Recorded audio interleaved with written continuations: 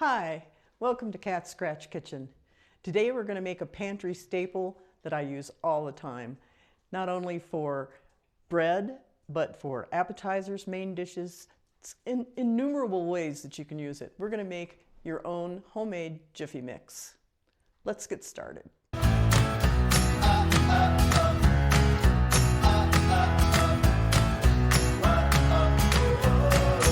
Okay, to start out we need 2/3 of a cup of all-purpose flour and 1/2 cup of cornmeal. I'm using yellow cornmeal because that's just typically what's in a Jiffy mix.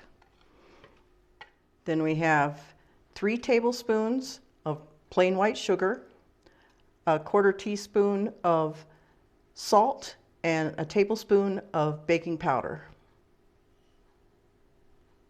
And believe it or not, that's it. For the mix itself, you don't need anything else.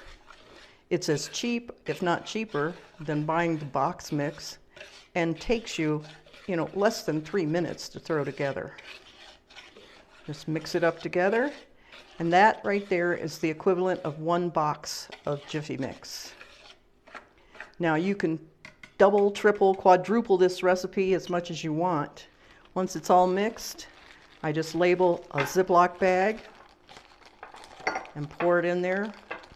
And I know that each little sandwich-sized bag is 1 cup of 1 cup, 1 package or 1 box of Jiffy mix.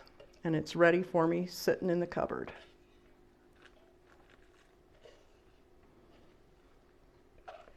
Once you have your mix made up, then if you want to use it just for a muffin mix, just like it is out of the box, all you need to add is 2 tablespoons of either oil or butter, 1 beaten egg, and 1/2 cup of milk. And you can make either muffins, you can make a flat cornbread type in a square, about an 8x8 pan, just about anything you want. But you've also got the ability then to use it in recipes. There's a corn recipe that uses Jiffy mix that's just fantastic, as well as snack recipes that use Jiffy mix. But you've got yours ready to go, and you don't have to worry about running to the store and getting it.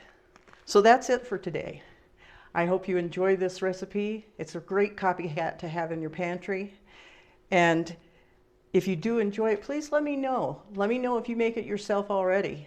We're going to have more recipes coming up using this mix, and I hope you can stay tuned and watch for those in the coming weeks. The recipe is going to be down in the description box as well as a link so that you can print it out, and I'll see you then.